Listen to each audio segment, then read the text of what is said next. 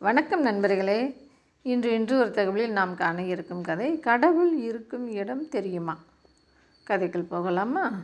கடவுள் உலகத்தை உண்டு பண்ணினார். இந்த உலகம் அழகாகவும் அமைதியாகவும் இருந்தது. எனவே இங்கே தங்கலாம் என்று முடிவு செய்தார். அதன்படியே தங்கினார். நாட்கள் நிம்மதியாக நகர்ந்தன. மனிதர்கள் ஆசைப்பட ஆரம்பித்தனர். அவற்றை நிறைவேற்றிக்கொள்ள தினமும் கடவுளை தேடி வந்து வேண்டுதல் செய்ய தொடங்கினர். இதனால் கடவுளுக்கு நிம்மதி குறைய ஆரம்பித்தது. சில பேர், நாங்கள் விவசாயிகள், மழை பெய்ய வேண்டும் என்று கோரிக்கை விடுத்தனர். இன்னும் சிலரோ, நாங்கள் மண்பாண்டம் செய்கிறவர்கள், எனவே மழை பெய்யக்கூடாது என்று வேண்டினர்.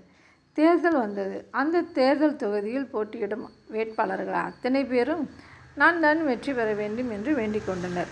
கடவுளுக்கு தலையை பீய்த்து கொள்ளலாம் போன்று இருந்தது. அந்த அளவுக்கு குழம்பி போனார். திருடப் போகிறவர்கள் கூட தங்களுக்கு கிடைப்பது ஒரு பங்கை உண்டியலில் போட ஆரம்பித்து விட்டனர். இனி இங்கே இருக்க முடியாது என்ற முடிவுக்கு வந்த கடவுள் யோசித்தார். மனிதர்களால் கண்டுபிடிக்க முடியாத ஒரு இடத்தில் போய் உட்கார்ந்து கொள்ள வேண்டும். சரி, எங்கே போவது? இமயமலையில் போய் உட்கார்ந்து கொள்ளுங்கள், எவரும் தொந்தரவு செய்ய மாட்டார்கள் என்றார் நாரதர். அப்படியே அங்கு போய் உட்கார்ந்து கொண்டார் கடவுள்.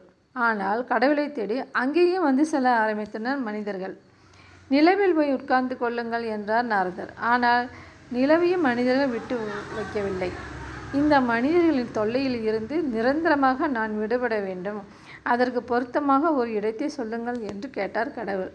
பின்னர் ஆழ்ந்து சிந்தித்து அவரே ஒரு இடத்தை கண்டுபிடித்து அங்கு போய் உட்கார்ந்து கொண்டார். மனிதனால் அடைய முடியாத இடம் அது. அங்கே கடவுள் நிம்மதியாக இருக்கிறார். ஆனால் பாவம், மனிதர்களால் அவரை தேடிக்கொண்டிருக்கிறார்கள். நண்பர்களே, கடவுள் ஒளிந்து கொண்டிருக்கிற அந்த ரகசிய இடத்தை உங்களுக்கு மட்டும் சொல்கிறேன், கொஞ்சம் காதை கொடுங்கள். அவர் மறைந்திருக்கும் இடம் மனிதனுக்கு உள்ளேதான் இருக்கிறது. என்ன நண்பர்களே, கதை பிடித்ததா? மீண்டும் நாளை சந்திக்கலாம். நன்றி, வணக்கம்.